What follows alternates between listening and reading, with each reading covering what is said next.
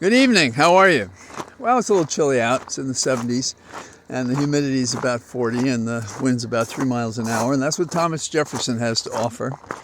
And he would be impressed that as I began walking, a flying machine went past me, and it's still, you may hear it if I'm quiet. It's still roaming around because it saw me trying to get a picture of it, which I think I succeeded, and I'll attach it to this presentation.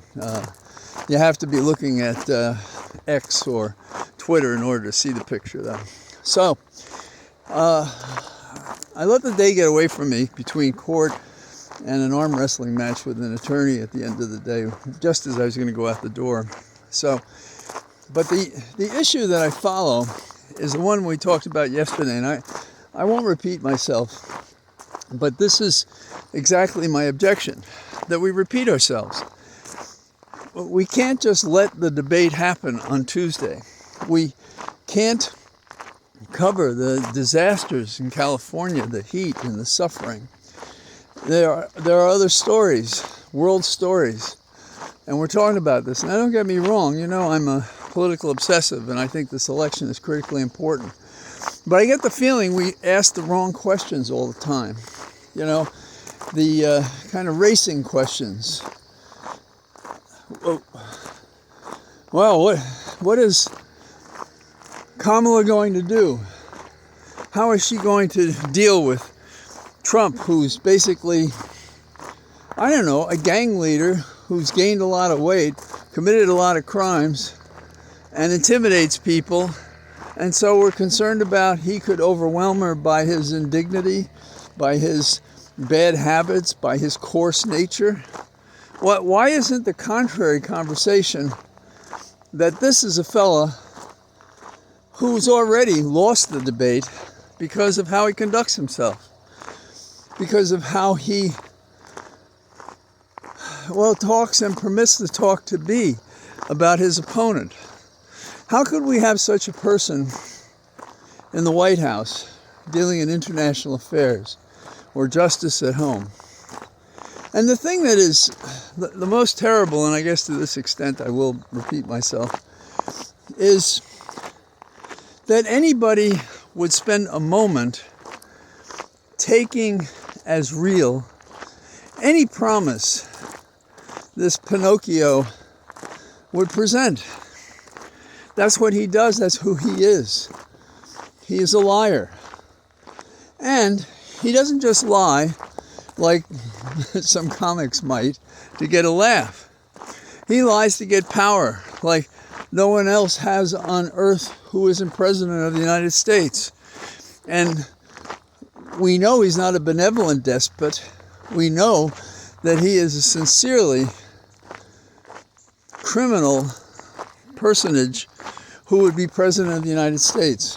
So I have to say, because of the day and everything else that I've been wrestling with today, that I don't have much more to say than that. And I expect that either before or after Kamala speaks tomorrow evening, I'll talk about what actually was said. But I have an observation about that as well.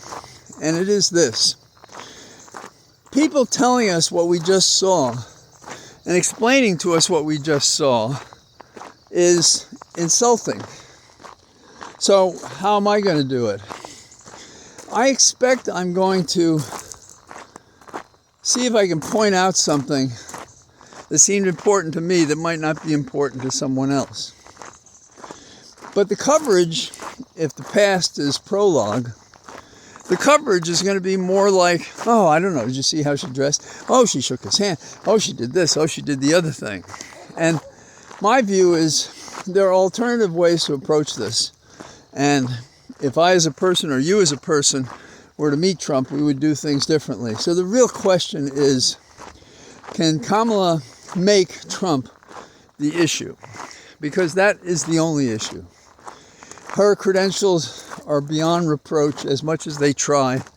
When you're talking about her laugh or how she dresses or what she may have said 12 or 20 years ago, you know, that's pretty weak tea. And the real scary thing in America is how Trump could command, I don't know, the respect's not the word, the obedience, the homage to such an unfortunate being. A man without a heart and a soul. That is what we're confronting in America. And everybody says, oh, I didn't think it was possible. But we passed all the road signs written by the founding fathers to deal with this person. And we haven't used any of those tools. And it may not be the last tool. In other words, something else may happen before that. But right now, the last tool is going into a voting precinct and casting a ballot for Blue, for Kamala, for Tim, and for the future. And we won't be alone. There'll be independents, there'll be Republicans. The Republicans are not going to change their other views. Some may. The most important thing that they'll change is that they believe the construct that is America as a republic and a democracy is to be treasured and to be preserved and protected. Something like what the president's oath says, but has been disobeyed by this interloper who would be returned to the White House so he could do more tragic, painful, unreasonable, and dangerous things. He represents a clear and present danger, and that America can't understand that is really something. There was a point today when I had to stand online to get something, and I welcomed it actually. But right in front of me, there was a 4-year-old boy with his mom, and she was asking him to say the letters on the different containers and so forth that were right next to us. And it was clear that he had never seen some of the words before. And then after he finished, he would say the word, Cheddar, cheddar. And he did this time and again, 4 years old. And the woman, ahead of the mother and the 4-year-old, saw this and she chortled. I don't know exactly how I could mimic a chortle, but she chortled. And the chortle was, I'm a teacher and I just love that. Yesterday, there was some talk and responses about our education and so forth.